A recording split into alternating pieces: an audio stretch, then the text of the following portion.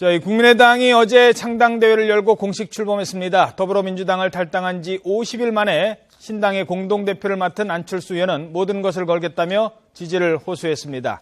자, 이 소식 그리고 조금 전에 전해드린 국회 관련 소식 전문가와 함께 살펴보겠습니다. 배종찬 리서치 본부장, 백성문 변호사 그리고 추은호 YTN 해설위원입니다. 안녕하십니까? 네, 안녕하세요.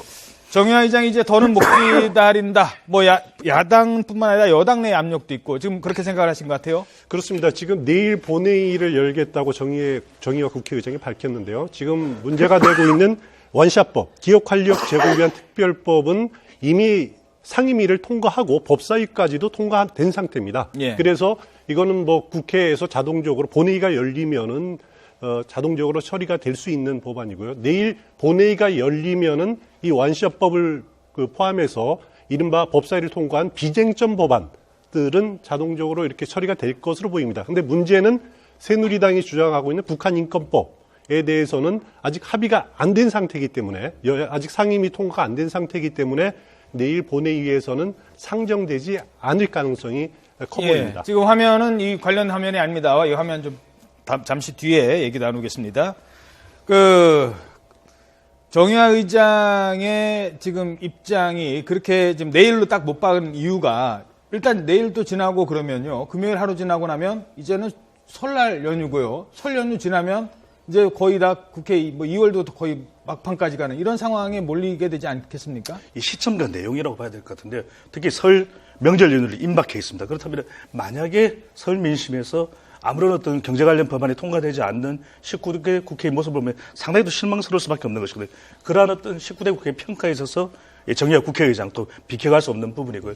또 하나는 19대 국회에 대한 전반적인 평가를 주로 전반기 국회의장보다는 후반기 국회의장이 오롯이 받을 수밖에 없다는 점에서도 지금 사실은 이 19대 국회 임기는 남아있지만 설 이전의 민심이 상당히 중요할 수밖에 없거든요. 예. 전국적으로 민심이 뒤섞이기 때문에 바로 내용상으로도 적어도 경제 관련 법안은 직권 상정에 조금 무리한 측면이 있더라도 할 수밖에 없다. 이런 판단이 섰던 것으로 보여집니다. 예, 알겠습니다.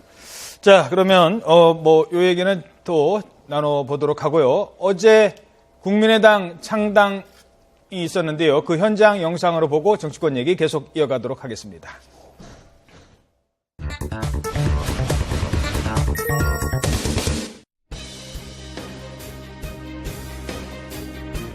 저는 국민의당에 이번 선거에 제 모든 것을 걸겠습니다.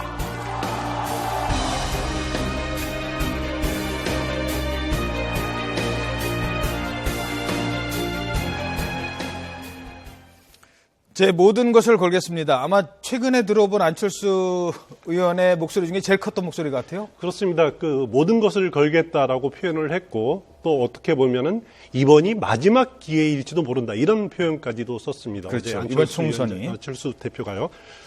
사실 국민의당으로서는 그동안 반야, 비여 이른바 제3지대를 만들겠다, 창출하겠다라고 하는 그런 목표를 가지고 했는데 사실 제3지대라는 것이 사실 정체성이 좀 애매하지 않습니까? 이제 그런 우려가 있는데 많은 사람들이 안철수 의원이 추진하고 있는 이 국민의당에 대해서 기대와 우려를 하고 있는 것 같습니다. 기대는 우리 정치의 고질적인 병폐인 양당 정치 폐해 이걸 좀 깨줬으면 하는 그리고 새로운 가능성을 좀 열어주었으면 하는 것인데 또 우려는 뭐냐면은 이 양당 정치를 깨겠다고 하는 것이 과연 그렇지만 보여지는 모습들은 우리의 양당 정치는 근본적으로 지역 정치에서 지역주의에서 근간하지 않습니까? 예. 하지만 안철수 의원의 국민의당이 기대고 있는 것도 결국 호남이라는 지역을 기대고 있다. 이 지역주의를 아직 벗어나지 못하고 다른 모습을 보여주지 못하고 있다. 이런 우려가 지금 공존해 있는 것이 현실인 것 같습니다. 예. 자, 이런 가운데 이상돈 중앙대 명예교수가 전 새누리당 비대위원입니다. 국민의당에 합류를 했습니다. 플러스 이상돈, 국민의당 플러스 이상돈 어떤 효과가 있을까요? 그러니까 사실 국민의당에서 그동안에 계속 이제 좀 거물급 인사의 영입을 시도해 왔었는데 번번이 막혔었잖아요. 정운찬 총리 문제도 그렇고 또 충청권에 워낙 기반이 없다 보니까 정운찬 총리에 굉장히 영입에 좀 공을 들였었는데 사실 이상돈 교수님 같은 경우에는 박영선 의원하고 워낙 친하시다고 알려져 있었고, 예. 뭐 그 당시 새정치민주연합의 비대위원으로 왔다가 그때 이제 당내 반발로 그렇죠. 못 들어왔었잖아요. 박영선 의원은 더민주에 그렇죠. 남고. 그래서 박영선 의원이 더민주에 잔류하는 순간 아 이상돈 교수님도 가시지 않겠구나라고 했는데 이상돈 교수님이 항상 말씀하셨던 건 우리나라의 고질적 양당 체제를 좀 타파하는 제3지대 신당이 필요하다는 얘기를 계속 했었고 현 시점에서는 그게 국민의 당이고 그러다 보니까 본인도 계속 고민을 하다가 일단 국민의당에 입당을 하게 된 것 같은데 뭐 국민의당 입장에서는 일단 거물급 인사의 영입이라는 측면에서 지금까지 계속 지지부진했던 그런 부분에서 좀 탈피했다는 효과가 있기 때문에 뭐 그런 부분엔 큰 의미가 있다고 봐야 될 것 같습니다. 조금 외연을 확대한다는 측면에 있을 겁니다. 분명히 이상돈 전 비대위원 같은 경우에 새누리당 출신이기 때문에 중도 보수적으로 외연을 확대하는 측면에서는 분명히 도움이 되겠습니다만 이것이 지지율에도 또 총선에도 도움이 되려면 지역적 영향력을 가지거나 이슈를 선점해주는 그런 효과를 가진 인물이 영입될 때 더 큰 효과를 누릴 수 있거든요. 예. 그런 측면에서는 단지 더불어민주당을 부분적으로 견제하거나 새누리당을 견제하는 정도의 수준에 머무른다면 오히려 파괴력 자체는 아주 크지는 않을 수 있다. 보탬은 되겠지만 결정적인 어떤 결정샷 서로 보기에는 조금 무리해 보입니다. 예. 사실 김종인 위원장은 과거에 이상돈, 김종인 두 사람 다 박근혜 대통령을 돕던 사람들입니다. 근데 이제 야당에서 이제 활동을 하게 되는데 한 분은 야당의 기존 야당을 바꾸겠다. 그리고 한 분은 이상돈 비대위원은 아니다.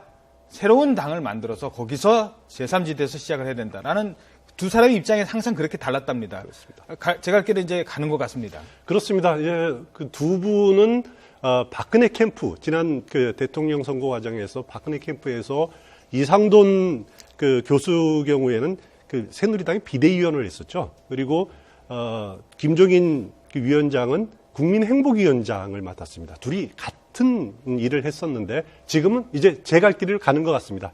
이상돈 그 교수 경우에는 앞서 말씀하셨지만 제3지대 정당이 필요하다라는 그 오랜 신념을 갖고 있었기 때문에 그 기존 야당을 변화시키는 노력이 아니라 새롭게 만드는 그런 역할을 안철수 의원하고 같이 힘을 합치는 그런 선택을 했습니다. 하나만 더 짚어보겠습니다. 한 사람만 더 짚어보도록 하죠.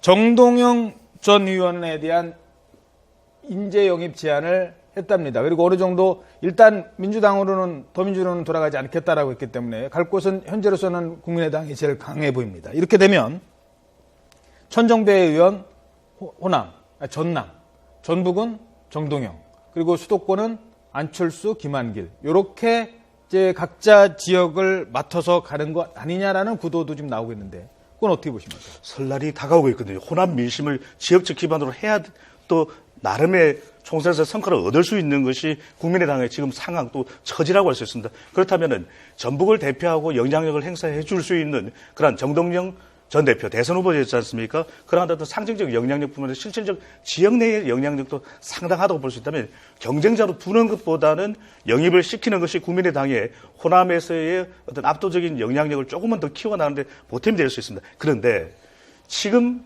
이 국민의당의 지도 체제를 보면은 몇 가지 선거전을 앞두고 있다면 조금 부족한 부분이 있습니다. 아하. 왜냐하면 뭔가 신선한 이 공동대표 체제가 안 되고 있다는 것이거든요. 예. 보시게 되면 김한길 의원도 그리고 김한길 대표도 또 안철수 대표도 이미 새정치민주연합에서 봤던 그런 어떤 칼라라는 것이거든요. 또 하나는 대체적으로 호남에서 못 벗어나고 있습니다. 왜 전국 정당이 되려면 선거에서 영향력을 곳곳에서 의석수를 확보해야 되거든요. 그렇다면 충청이라든지 수도권에서 보다 더 영향력을 발휘할 수 있는 사람을 또 확보했어야 되는데 또 세대 영향력도 중요합니다. 2030 세대 영향력을 좀 확보할 필요가 있습니다. 또 하나는 이 국민의당이 보다 중도 개혁 좀 더 파격적인 그런 모습을 보여주는 정당이면 여성을 공동대표로 또 만들 필요도 있었거든요. 적어도 박영선 의원을 잡지는 못했다 하더라도 그런 면에서는 좀 인적 구성이 여러 어떤 유권자층의 새로운 기대에 비하면 조금은 미흡해 보인다. 이렇게 평가할 수 있겠습니다. 정동영 전 의원에 대해서 말씀드리면은 그동안 정동영 의원 경우는 아주 특별한 그런 그 기록을 갖고 있습니다. 그러니까 15대, 16대 총선에서 전국 최다 그렇죠. 득표를 한 예, 기록이 있고요.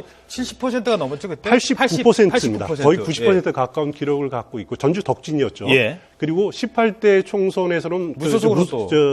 재보궐선거에서 무소속으로 나와서 그때도 73% 정도를 예. 얻었습니다. 재보궐서상 가장 최다 득표를 기록하는 그런 기록을 갖고 있는데 그 전주 덕진 전북 주민들의 그 정동영 전 의원에 대한 애정은 상당히 큰 것 같습니다. 물론 정동영 전 의원이 서울에서 동작, 강남, 관악 이런 데서 뭐 이렇게 출마해서 낙선하기도 했습니다만은 하지만은 그 정동영 전 의원이 이 전주 덕진에서 출마를 할 경우 또 재미있는 구도가 이루어집니다.